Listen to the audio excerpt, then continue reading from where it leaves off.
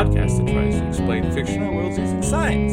I'm Simon. And I'm Jeff. So, Jeff, Simon. as I'm to understand it, we're doing The Blob with Steve McQueen. Yeah, The Thing, the 1982 film.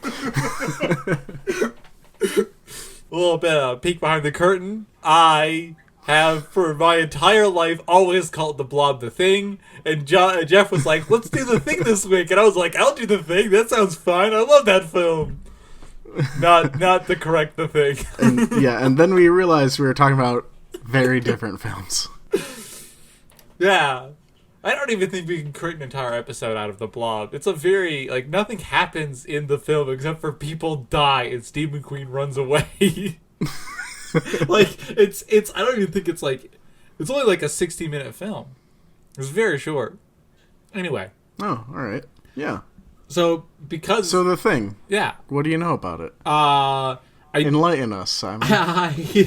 I know it is, let me just open up this Wikipedia article that I have in the background. No, it is some kind of it's not a parasite, but it's like a creature that emulates other creatures.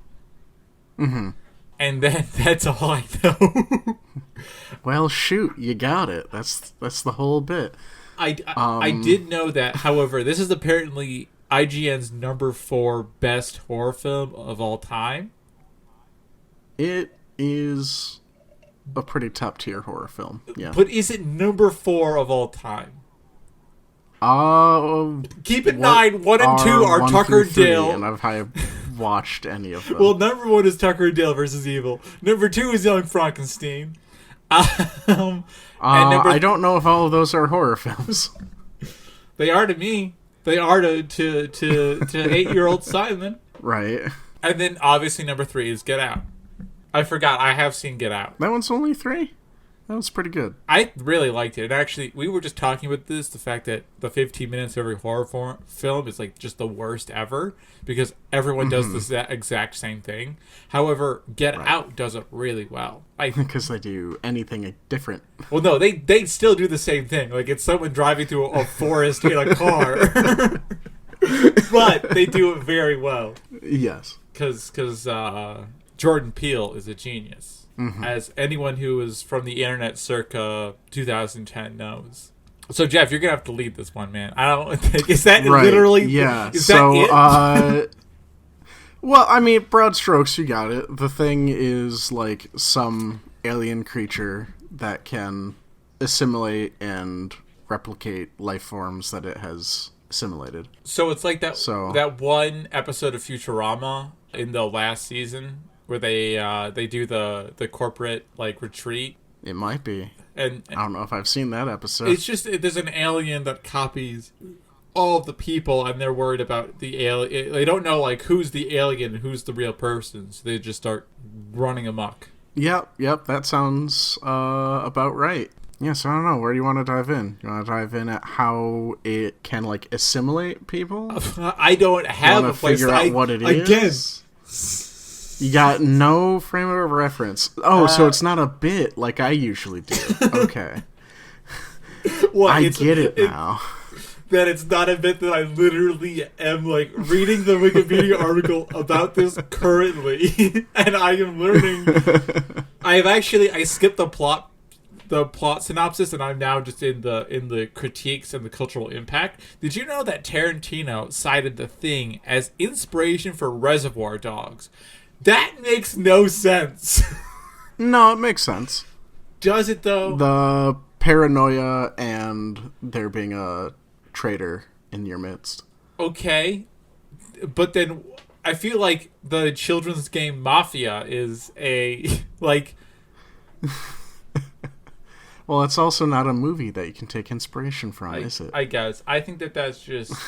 I think you're painting with broad strokes there. I think that people are lying about the impact of this film, and it's actually not that great. I think that actually is a pretty decent point to draw inspiration from. However, I would like everyone to know that actor Wilford Brimley was in this film. Maybe. I don't know actors' names. He was, and apparently I don't know if this is before or after his diabetes, but He was in this film. Now I remember who he is. Now you remember who he is. Sorry, I can't pronounce his name correctly because I don't have a jowly face and a mustache. Actually, this has like an incredible cast. How have I never seen this film before? This is Kurt Russell and I don't know. Keith David It's a really good flick. Sorry, we can. And it has Christopher Walken. No, wait, it does not have Christopher Walken. There's also a 2011 prequel to it. You might be looking at some of those actors. I'm not sure. I have not seen that. I think I'm looking at prospective actors. Oh, okay.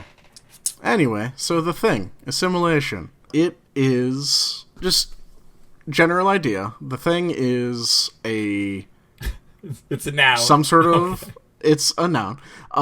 Is some like alien that can copy things that it does. We've done this already.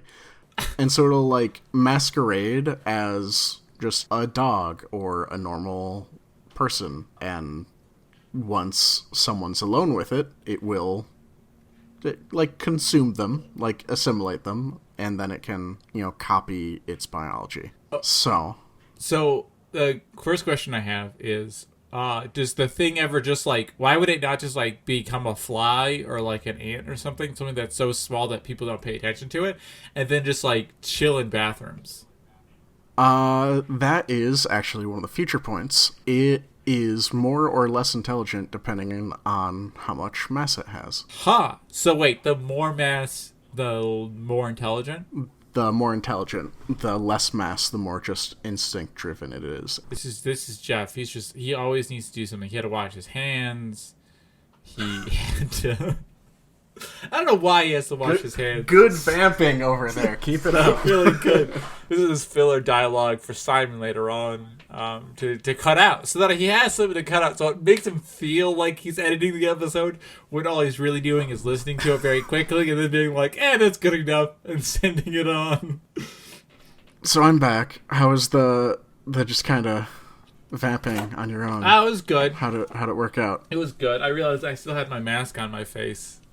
Because I literally just got back into my house. Just dove into your computer chair to start podcasting. Pretty much, yeah. I was so excited about podcasting today. I actually was. I just happened to be in the lab today longer than I wanted to be. This is in Juneau, Alaska. This sounds like a beautiful film. If only it had Steve McQueen in it. If only. If only. Maybe we can make one of them mashup fan edits. Of the Blob. That one horror film you really wanted. Yeah, well, it's a combination of the top 5 horror films of all time. We've already mentioned the top 3, but then 4 is The Thing, as of course IGN has already stated, and then 5 is The Blob. And then I'll just mash up all those, and it'll be amazing. It'll cover race Pretty issues. Sure, yeah. Okay. So we gotta tackle, how does it copy? But it needs whatever way it has to copy. It also it is not copying the biology directly, assuming that it. So here's my question. Mm-hmm. Yep. Let's just say you've met Sarge, right? A dog. Your dog, yes. Have you also met a dog Painter? No. Okay, but you've seen a larger dog. I have seen dogs larger than Sarge, yes. So what I'm asking is, if the thing turned into Sarge, would he be dumber than if he turned into a larger dog? The same biology, essentially, but just differences in mass. Right. I'm not sure if they get kind of that granular in, the minutia. Well, then what are we doing here, Jeff? There's... I mean, it's a bunch of people in the film being terrorized by the thing, and they're trying to figure it out. Okay. The levels they were able to figure out is here is blood. If you stick it with a hot needle, it will attack and try to run away. Here is a thing that is people. It will pretend it's not the thing, and then assimilate you when you're alone. Okay, so it's not say if I'm turning into a 100-pound 4'11" woman versus 7'2", 250-pound man, there's a difference in intelligence there. It's more just it's real broad strokes. Yeah, I think if replicated person, like if their arm comes off or their head comes off with like, crab spider leg things, as a, for instance, thing that happens in the film. Wait, I'm confused. Are you taking off the arms and legs with a crab spider thing, or that the creature has... yeah, no, there's like a scene where a replicated person, like, its head just kind of like comes off with crab legs and it scuttles away. Oh, I see. Like it just like pops off. Yeah. Oh, okay. I got you. But so yeah, like that head would be less intelligent than the person. Okay. So that's kind of like the strokes of the level of different, like where levels of different intelligence come in. Okay. What if? Well, so it seems like this is like a colony. So it seems like this is like a community of biology kind of thing. Like their thinking power, their ability to come up with thought that's complex. Complex is the word I was thinking of. Requires there to be like a critical mass of the number of cells. Right. So maybe that's what it is. Maybe it's like, how we were saying last week with the Cinnaminivan, how it was like kind of like a slime mold. Mm-hmm. What if this is a very similar thing? Like it is a rapidly reproducing something or other. Right. And that's kind of where I was thinking with, as there are more cells, like it's more freed up to kind of specialize what cells are doing working on, so others can think. Yeah. Or I was thinking more like it has just more physical processing capability. I see. It's just more computer chips stacked together. Yep, just more, as we all know, when you stack computer chips, they get smarter. I like that. What I have the idea, so I have this idea in my head of like, how do you, because I'm assuming it can't like split in half, right?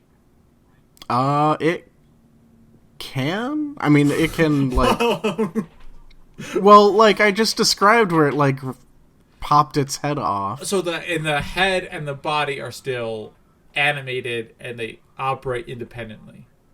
Yes. Then what is this thing doing? Split, why is it not just creating an army of people and taking over the world? Well, I think it is like driven, like purpose driven to take over the world, and more purpose driven to like reproduce and expand. Well, aren't we all? Right? So it's hard to hate the thing. It's just doing its thing. Yeah, it's just it's got that trying to think of a not blue way of saying this, and I am not coming up with anything. Okay. It's more fit for survival than people are. How's that? I mean, if that's all it takes is the want to reproduce and the ability to expand, boy, I might fit for the ability to consume people and become them.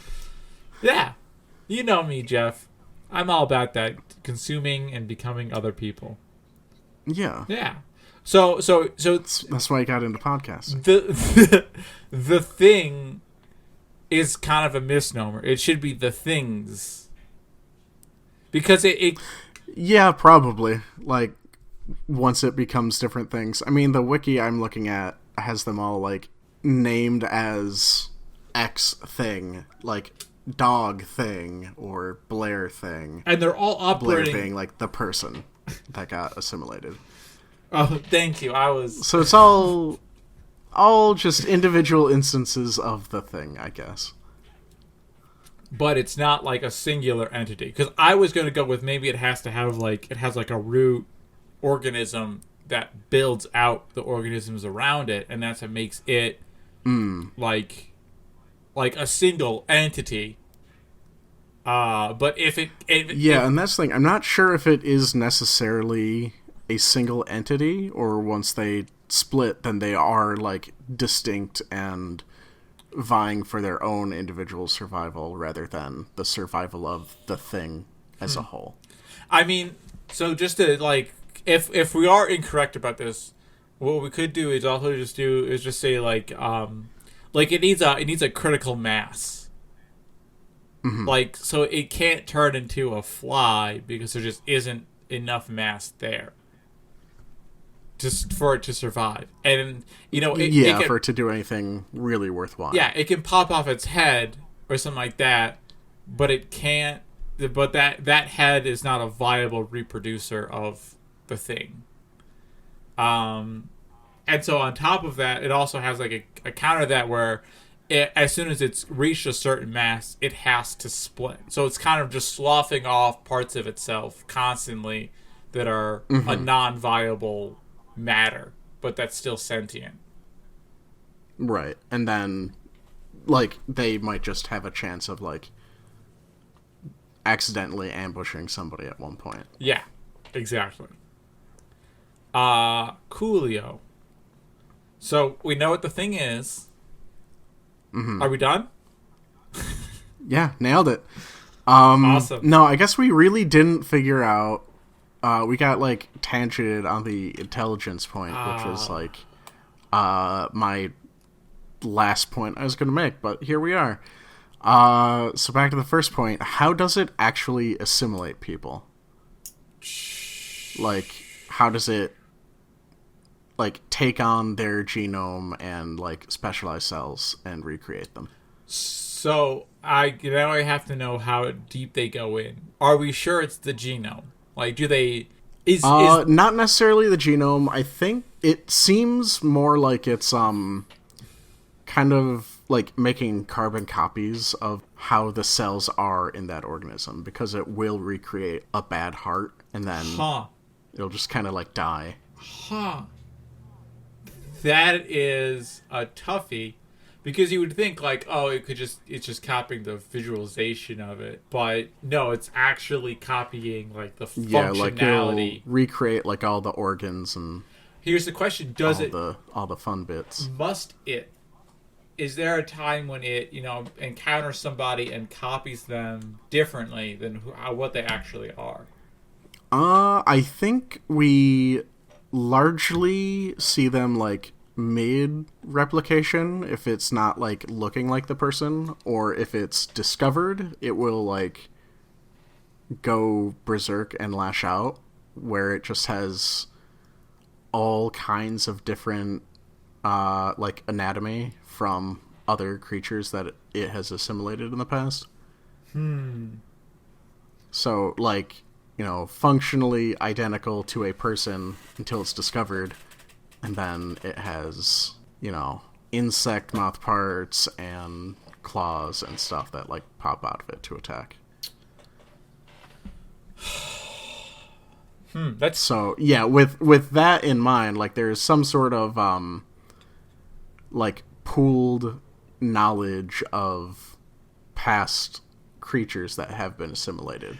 Well, actually, yes. So, but what this makes me think is that the thing doesn't have an original form as much as it is physically altering its own I'm not going to say genetic material, but informational material.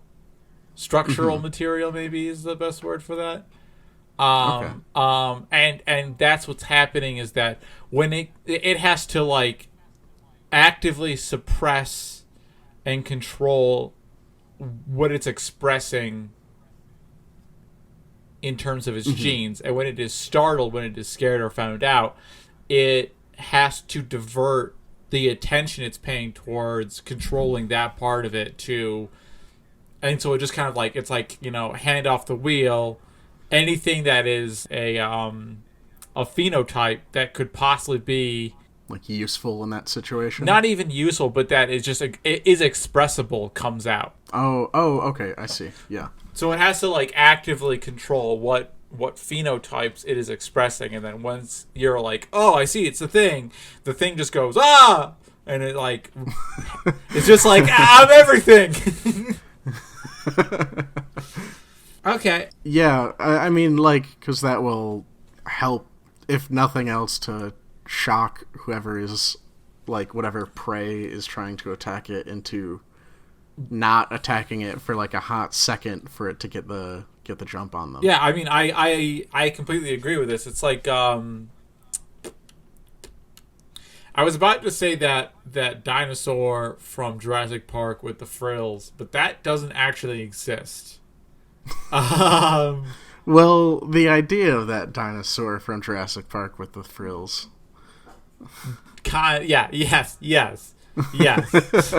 I wanted to find like an actual real life example. I'm thinking something along the lines of like moths or butterflies that can like when they get startled they spread their wings to make themselves look like they're larger creatures. So they have like the ones that have like there's a word for that. They have like eyes on the back of their wings.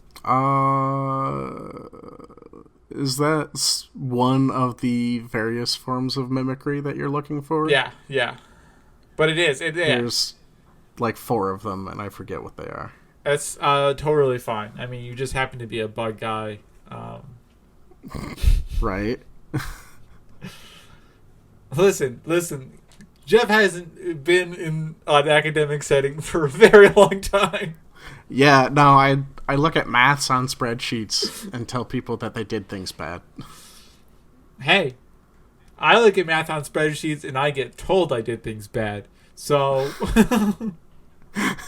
Probably feels bad both ends, doesn't it? yeah, it feels better if you're the one telling people. I'm gonna say that. As someone who used to do that, it's a lot better. Right. Yeah. So that's kind of so now we have a creature who I don't think that this thing has quite like a genetic code that's as hardwired as we have. Okay. Yeah. So it's just like like the way I'm seeing it is it's like almost like a retrovirus or like a virus in general where it has like a piece of DNA, and instead it just has like it is just assembling its mimicry. So it like yeah. So the assimilation is more like an infection in that sense, where it's taking over the host cells.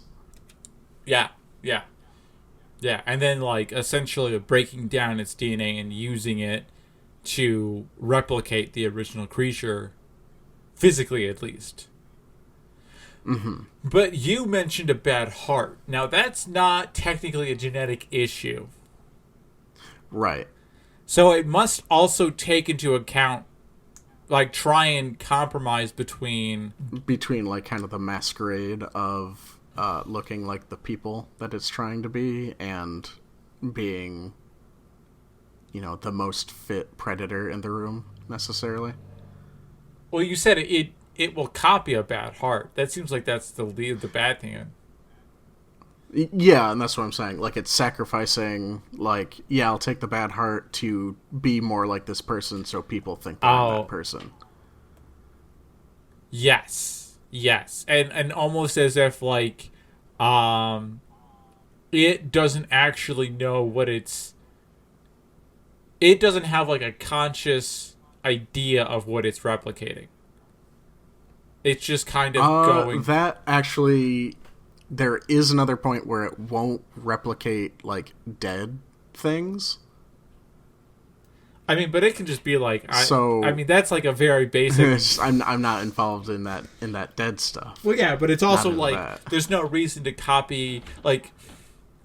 So, for it to be the best predator, it has to be able to assimilate into a creature's social structure. It's really like a social predator.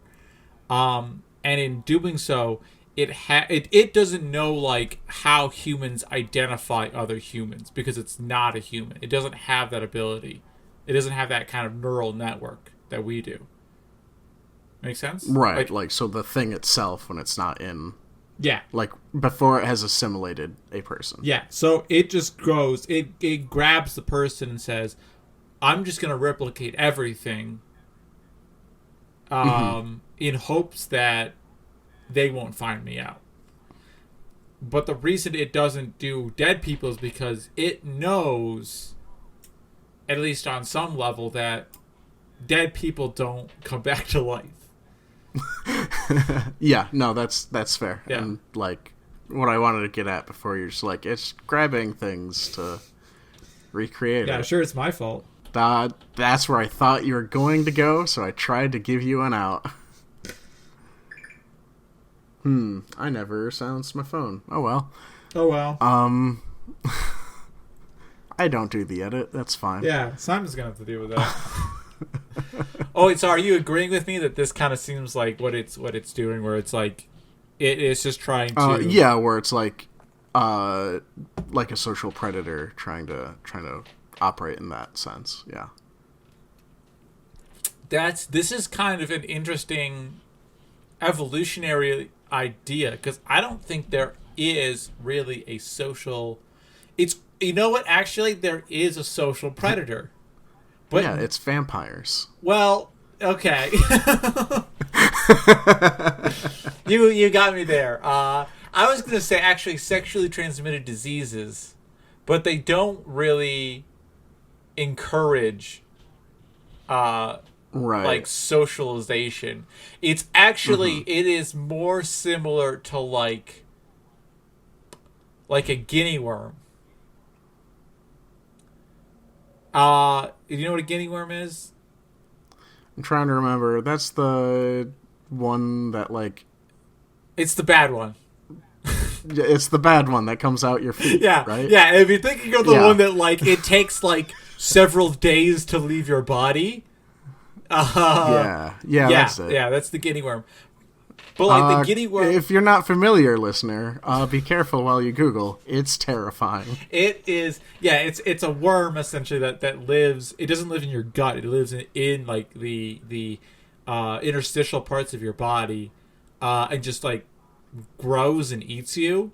And then when it wants to leave, what it does is it just goes down out your leg, and then what it does is it makes your leg feel like it's very warm, like on fire. So you instinctively put your leg in bodies of water, and then the guinea worm bursts forth and swims because it needs to be in water.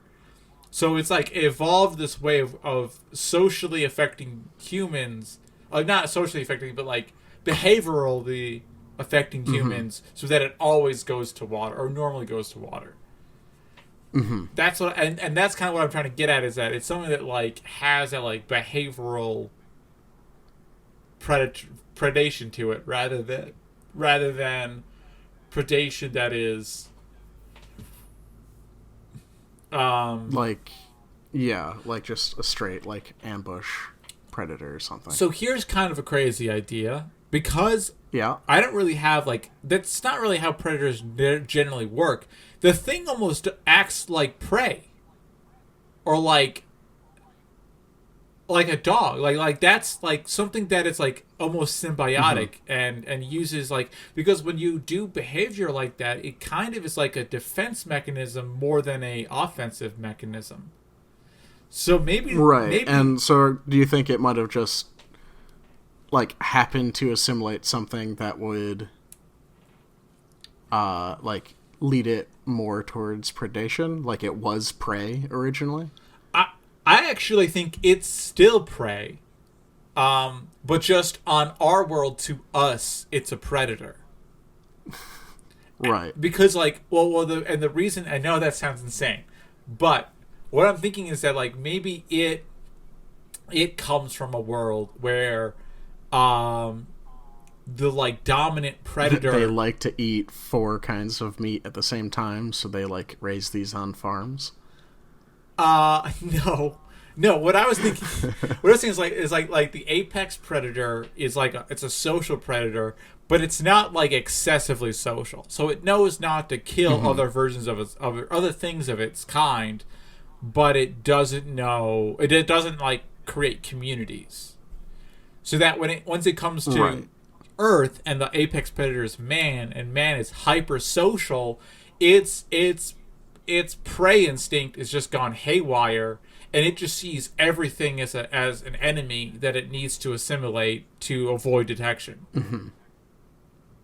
Okay, yeah, that tracks. I think, like, with that, though, is why does it have so many different, like, assimilated phenotypes from before getting to Earth? Well, I think that probably has to do with reproduction. Like if this is a galactic traveler that has encountered other life forms, perhaps we're actually seeing like generations away from the original creature. And it has really been traveling the cosmos for so long that it's just kind of accumulated alien parts. Right, but, like, I guess where does the predator-prey kind of mentality fit with that? Like why is it still just, like, a haywired response elsewhere? Like, does it take a more predatory role or, like, prey role? I think it probably in different environments. I think it probably takes it depends on where it lands. Like it could be predator or prey. But wherever it is, it has wherever it has landed before, it has seen at least a couple of creatures, and it has assimilated them automatically as like its defense mechanism. Or what it is the thing is like a sideshow. Like it was found by a galactic traveler, and it like gets brought around to different galactic communities and been like, hey, and just like shown off. Yeah.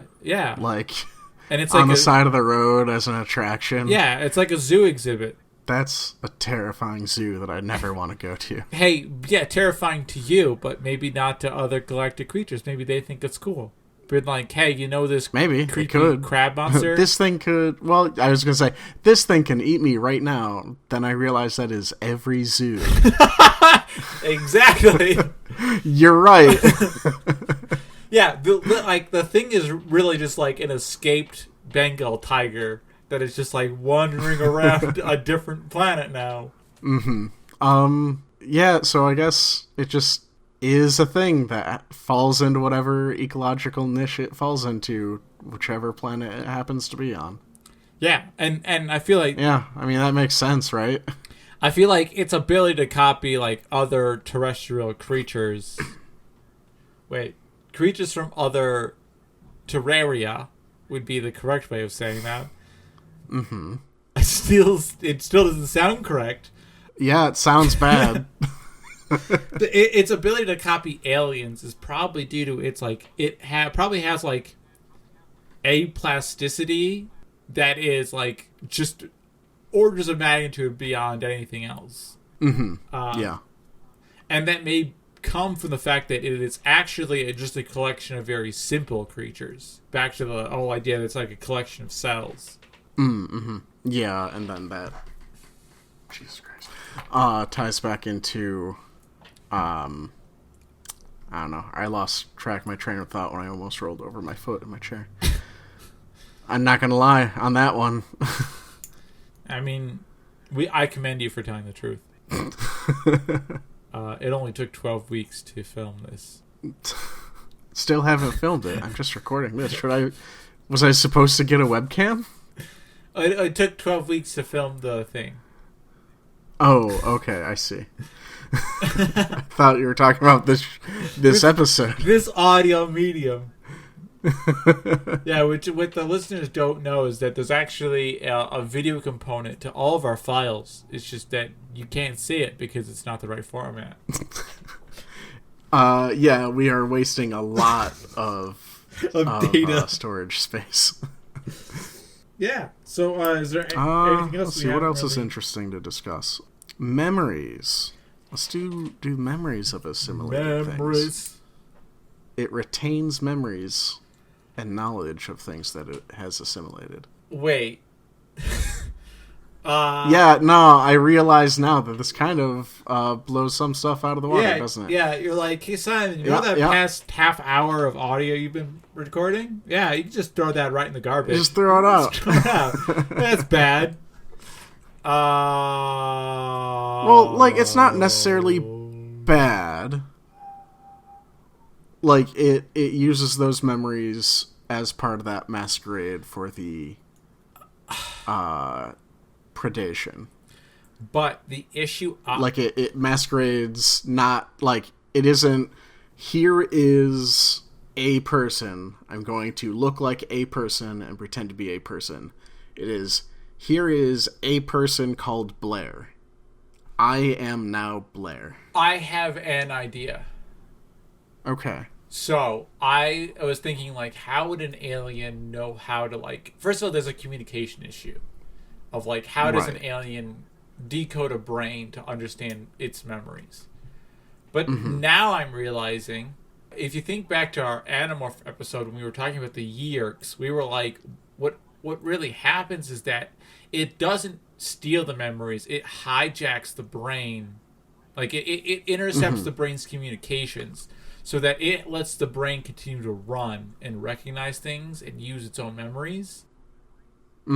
While it just has like a control of the limbs. So maybe when it digests, it keeps the nervous system of the creatures, the processing systems of the creatures, so that it can, like, it still has like eyeballs and a brain in like a meat suit that is the thing, and it is like, it's then like querying that brain, being like, okay, here's something, what is query, what is this thing? And it'll be like, oh, it's my boyfriend Tony, or oh, that's a pizza sandwich, or something like that. I really want a meatball sub right now. Anyway. Yeah, and I was thinking kind of as in line with it as more of an infection sort of way of spreading as the retrovirus, where it like takes over those cells. So like everything that those cells were already doing, like, it's still doing it. Yeah. And it just gets, now it has control over, I guess, digested or internalized some way when it changes forms or assimilates something else. Yeah, it takes but this also explains like why it has like non-genetic components to it too that are issues. Like it doesn't quite know what the processing parts of its brain are, but it knows like this is probably an important organ, so I'm not going to get rid of it. This is an organ that exists. I should keep it. Yeah, but it's not something all organs. Well, it's not. But I mean, it's not necessarily something that will like affect the physical description of the host. So it keeps. So maybe it only replicates like the skin, or like the structure, external structure of a creature, keeps all the internal organs, and just kind of piggybacks on that. So it is wearing humans as mecha suits. And I know you didn't want to do Neon Gel or like Genesis. Reverse mech suits, I guess, if it is the outside part. Yes, it is reverse mech suits. It is the exoskeleton. The exo. Which brings us right back to Evangelion. That's what I was going to say. Yeah, like we didn't want to do it this week, but you know what? We did it. All right, so let's discuss AT. Yeah, there you go. You got EVA, yeah. Well, first of all, if you supersaturate water with oxygen, technically you can breathe it. So we're going straight to LCL. Okay. No, we're not doing that. I don't. If we want to there is a lot. Like, I would love to do Evangelion eventually, but I need like 5 years to write a thesis for it to be like even begin to understand what's going on. Jeff, every week I study a beloved cultural touchstone for about Right, 2 hours. for about half an hour. Oh, 2 hours. Okay. Well, it depends on if I'm working Wow. that day. Dedication. If I'm working that day, it's 10 minutes. I open up tabs and go, okay, this is what I'm talking about. I don't think you need. I think we could do. Well, and that's the problem with Ava. I was 5 minutes in, and I had 19 tabs open. So maybe here's what maybe I should do. Maybe I should lead this episode. And you have to just be like, no, that's incorrect, but okay.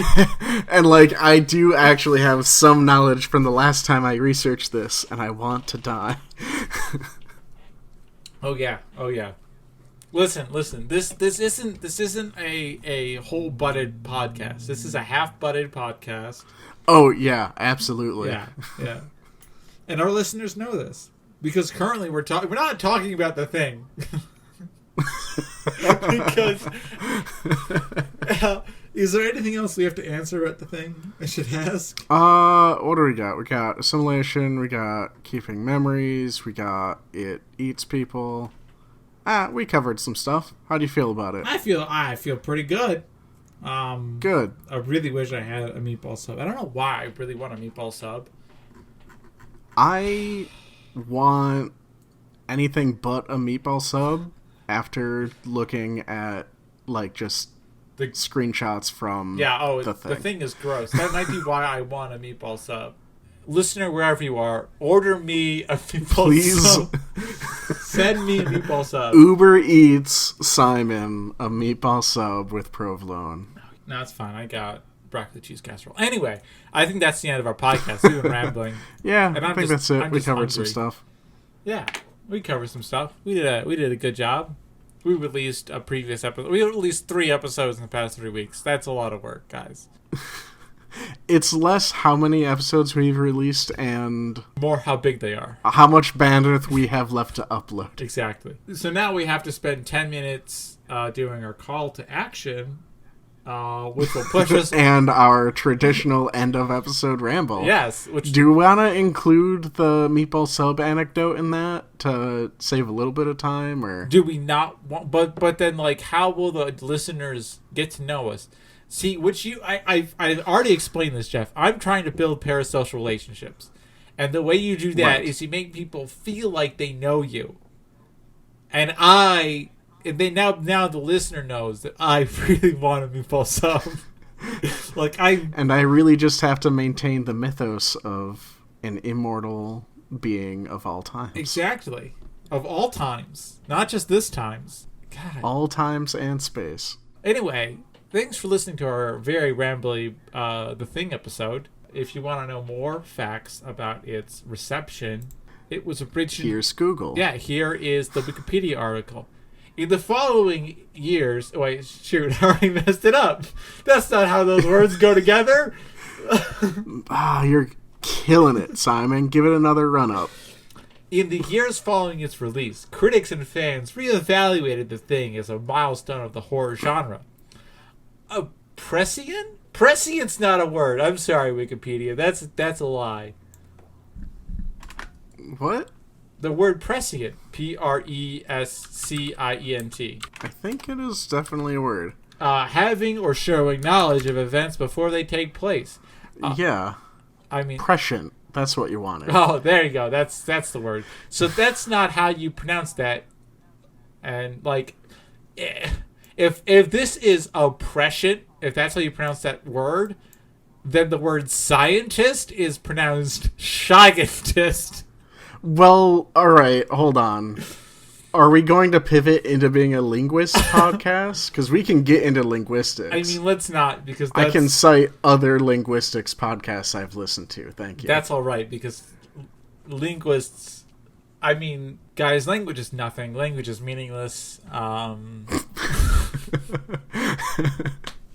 Language is the basis of social organization in today's society. Meaningless. And, well, because it's the basis of social organization in today's society, it's also the root of a lot of oppression, classist ideologies. That's just me saying it, though. Thanks to Joe Sopchak for our music. Find us on pedantichandwavium.com. and at, what was it, P Handwavium on Twitter. Yeah, at Pedantic Handwavium on Twitter. And the episode might be on YouTube at some point. Yeah, if I ever find the time to export the, 25 Never episodes. mind. It probably won't be on YouTube at some point. I mean, you could do it. Never mind, it'll never be on YouTube. I mean, yeah, it's all free. This is all the stuff I use, so it just takes a long time. Mm-hmm. Cool, yeah. We're on Twitter. Yeah, like and subscribe to us on your podcasting app, and thanks for listening to it. It means a lot to us that someone out there cares. Listens to us ramble about meatball sandwiches. God, it's just, they're so this is the goal of humanity, is that if you want something that is what it's gonna be like to eat. We got so close, listeners. It's a meatball sandwich. And I dropped the ball. I brought him back to meatball sandwiches. I'm so sorry. Good night. Wish me luck. I love you.